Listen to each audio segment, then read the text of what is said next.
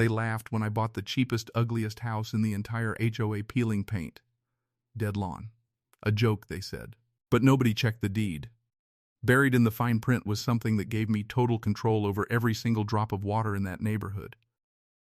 Before we go any further, I want to know where you're watching from. Drop your country in the comments. I love seeing how far these stories reach. And if you haven't subscribed yet, this is your last chance. Hit that subscribe button now, because the next story only gets crazier from here. My name doesn't matter for this story. What matters is the house. 3 years ago, I was renting a cramped apartment, scrolling listings at 2 in the morning, when I found it a 4-bedroom house in Maple Ridge Estates, listed 40% below market value. 40%. In an H.O.A. neighborhood no less, where prices usually didn't move. I should have been suspicious. Instead, I was thrilled. The house was rough. Overgrown yard, cracked driveway, a kitchen stuck in 1994.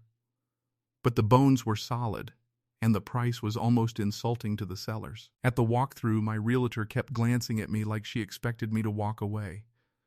It's cheap because of the H.O.A., she warned.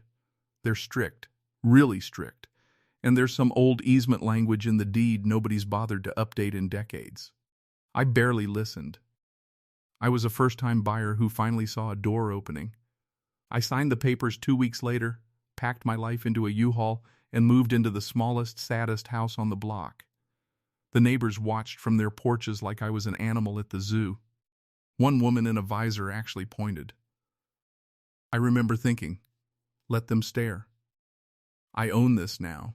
I had no idea how right and how wrong I was about owning this.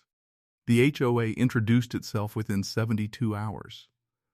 A crisp white envelope taped to my door. Violation notice. My lawn, already brown before I even had keys, was not compliant with community standards. Fine, $150. Then another for my unapproved mailbox. Then one for a trash can left out 4 hours past pickup. I paid them. I bit my tongue. I told myself this was temporary, that I'd fix things up and blend in eventually. Then came the water bill. It was double what I expected.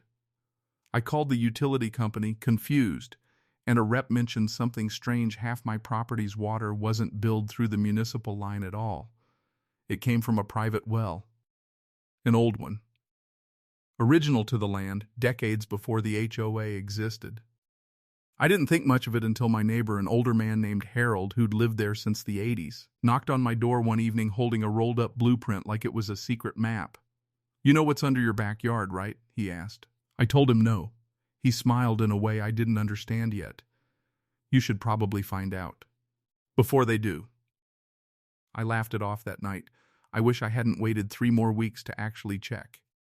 Curiosity finally won. I pulled the full historical deed from the county archive, not the simplified copy my realtor gave me, but the original 100-year-old document, complete with handwritten amendments. Buried on page 14, in language so old it barely read like English anymore, was a clause granting whoever held the deed to my property sole and exclusive rights to the natural spring and underground water source beneath it, rights that could never be separated from the title itself. I read it 4 times. Then I called a real estate attorney, and she confirmed what I could barely believe. My property held the original water rights for the entire underground aquifer that fed not just my well but the shared irrigation system for the whole H.O.A. The community pool, the decorative fountains at the entrance, the sprinkler systems on every perfectly manicured lawn that had mocked mine. Somewhere around 1998, the H.O.A. A developer had built the entire neighborhood assuming they controlled the water. They didn't. They'd simply been drawing from a source legally owned by whoever held my house's deed. Nobody had ever challenged it because nobody had ever needed to. Until now. I sat on my porch that night, staring at my ugly dead lawn, and for the first time since moving in I smiled. They had no idea what they'd sold me. Now here's where it gets interesting, because I didn't do anything right away. I let it sit. I let them keep mailing me violation notices. I let them keep fining me for grass that, frankly, their own water system was supposed to help sustain. I wanted to see how far they'd push before I said a word. 3 more envelopes came that month. One threatened a lien on my house. A lien. on the one parcel of land holding the rights to water their entire neighborhood depended on. That's when Harold showed up again.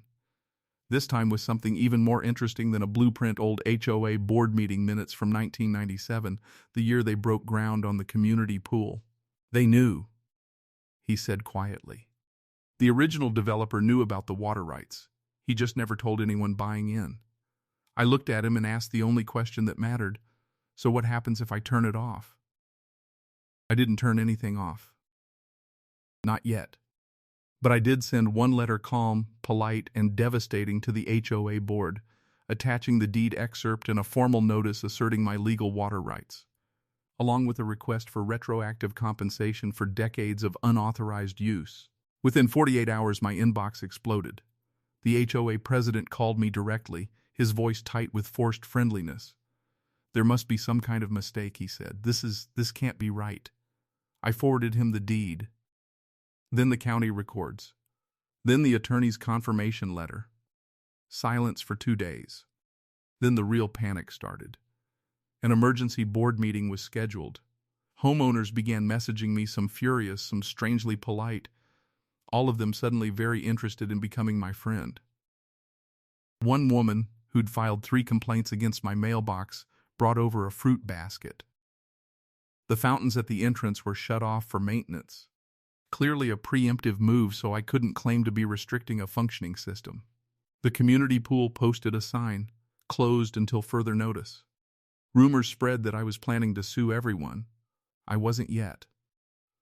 But I let the rumor breathe, because for the first time since moving into that ugly little house, the H.O.A. wasn't mailing me violation notices. They were mailing me apologies. The emergency H.O.A. meeting was packed. Every homeowner in Maple Ridge Estates crammed into the clubhouse, folding chairs scraping, voices buzzing with nervous energy. I walked in wearing the same worn jacket they used to whisper about. And the room actually went quiet. The H.O.A. president tried to open with damage control. "We believe there may be a resolution that works for everyone," he said, sliding a document across the table, an offer to buy back the water rights for a modest sum, alongside a full waiver of every fine I'd ever been issued. I almost laughed. I stood up instead, and I laid out the truth plainly. The developer had known about the water rights in 1997 and built the community anyway. Every fine mailed to me, every snide comment on the porch, every compliance violation for a lawn dying from a water source they legally didn't fully control. The H.O.A. had built its authority on a foundation with cracks nobody bothered to check. I didn't ask for money. I asked for something better. Full voting authority on the H.O. A board, permanent waiver of all future violations against my property, and formal written acknowledgement in the H.O.A. bylaws of my water rights protected forever, non-negotiable. The vote passed unanimously. Nobody in that room was laughing at the cheapest house anymore. These days, my lawn is green not because the H.O. finally left me alone, but because I chose to take care of it once the fine stopped feeling like a punishment. Harold still stops by sometimes, and we joke that I own more of that neighborhood than anyone with a mansion 3 streets over. The fountains run again. The pool reopened. And every single person who once mocked the cheapest house on the block now waves at me first. Funny thing about being underestimated, people rarely check what's actually written in the fine print. They just assume cheap means powerless. But sometimes, the smallest house on the street is quietly holding the keys to everything everyone else depends on.